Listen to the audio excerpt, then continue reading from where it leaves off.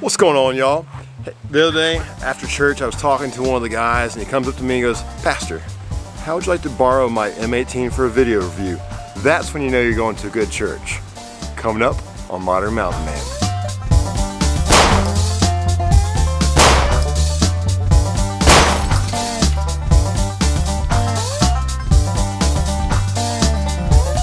Alright, so I've held on to my friend's gun for about a month here, just dry firing it whenever I get a chance and then bringing it out here to my range and banging some steel with it here and there. Want to just go ahead and share a few thoughts with you guys on it. If you guys are not familiar with the M18, this is one of the military's new sidearms, that along with the M17. The M17 is this with a longer slide. This one, this would be very much comparable to, say, your Glock 19X. So the shorter slide with the longer grip for a higher capacity, holding mags there, but be giving you a better purchase on it. They started off with just the M17. If you want to go watch some really fun conspiracy theories on how Sig got the military contract, I've got a video series for that. Go up there and check that out.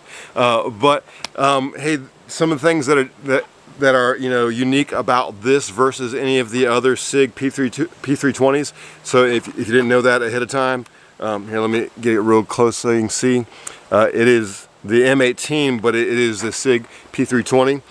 Here's your big difference. One, the coloration. I actually dig this. A lot of people will hate on this build for this slightly different slide color to the frame color. But I mean, ever since FN started doing that with the SCAR and various other FN products, I think that has been cool to just not worry about matching. Just go ahead and have a little off-color tone there. So I like the look of it, but you can take it or leave it. But that's definitely one of the things that's unique to the M17, M18 family there.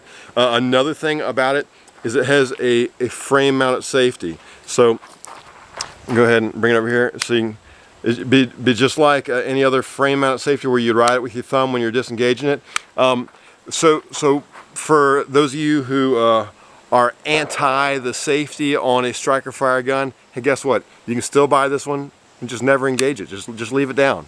But for those of you like me, you run a lot of cocked and locked, whether it's single action or single double action. My primary carry is a single double action. I'm used to riding the thumb safety down when I draw. So it's not that big of a deal.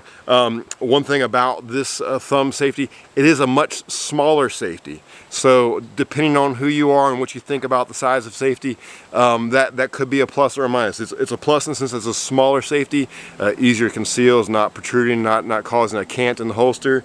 But it's a smaller safety, so it's not going to work quite like a gas pedal. You just got to get on there, but it's easy enough to engage. A little bit more difficult when you to put the safety back on, but disengaging it, which is the most important part of that action anyhow. In the case of emergency, not hard to disengage that at all. Another cool thing about it, check out this grip texture. This is great grip texture. So just not a complete cheese grater here, but today, as you can maybe hear on the tin roof over here, it's raining on me. It's hot and humid. I'm shiny, but no matter the precipitation or the perspiration that I'm creating today, I've held a really good grip on this the whole day. Another thing about it that might be a little bit unique to the M17 and M18 family as opposed to the normal system of the P320s is I believe this trigger is slightly narrower, which in my opinion that's a good thing. It feels nice. I'll show you real quick just the brake on this. So it's got, let me turn it this way. I'll show you the brake on it this way.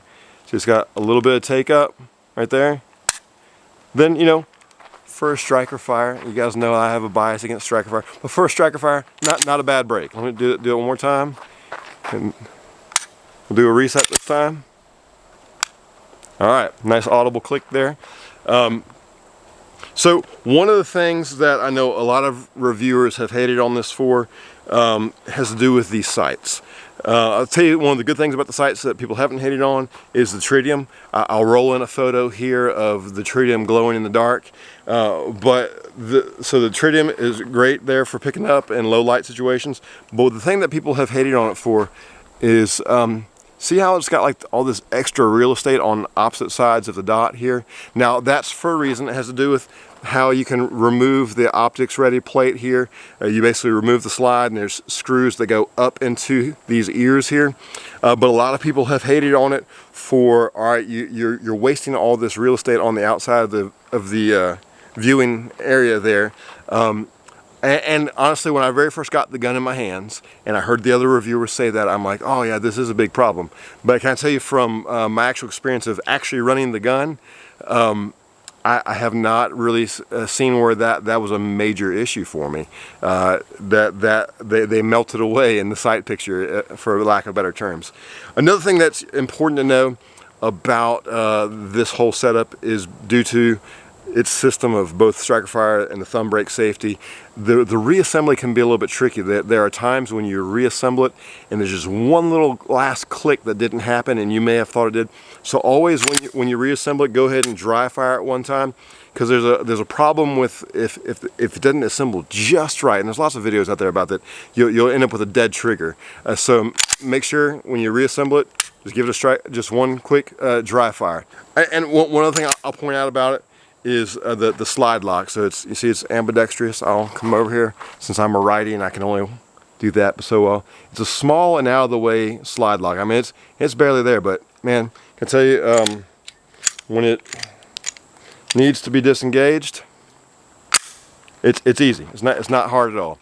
So that's enough talking about. Let's do a little shooting. Another thing I failed to mention just a moment ago, when you get it, it comes with 2 of these 21 round mags, and it comes with 1 flush fit 17 round mag. Let's go ahead and run the 17 round up for a minute. Well, let's put my ears on. All right, we'll run a little ammo through this gun.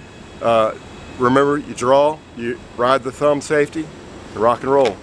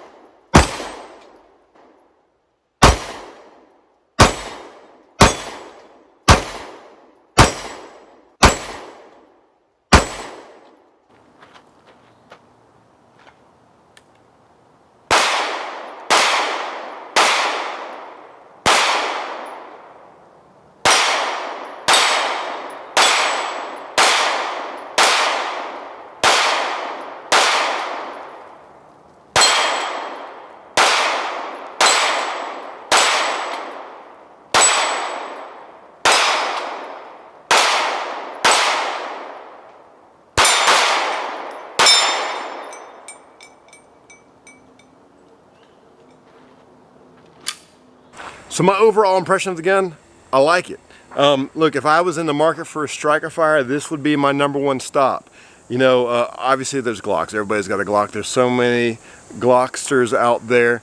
But hey, this one is running up on the Glock in terms of the amount of aftermarket availability. But what I like about this gun better than the Glock is the modular system. So if I were to buy this one, I can remove the frame, remove the slide, and just get down to the modular system. I could buy a completely different size frame, different shape barrel, all that sort of stuff, and I can have multiple types of guns with just one registered part. Matt, like I said, I enjoyed a striker fire without the little dingus. So hey, like I said, everyone who reviews is biased. I have a striker fire bias and a Glock bias evidently in this video, but I like this gun. I'm going to try to run some more of these in the future. I have a friend of mine who is running a bunch of steel frame SIGs that he's just getting these aftermarket SIG parts. I'm going to try to get a few of those and see how they run, but I'm liking it so far. And who does not like a 21 round mag? God bless you. Go take your mountain.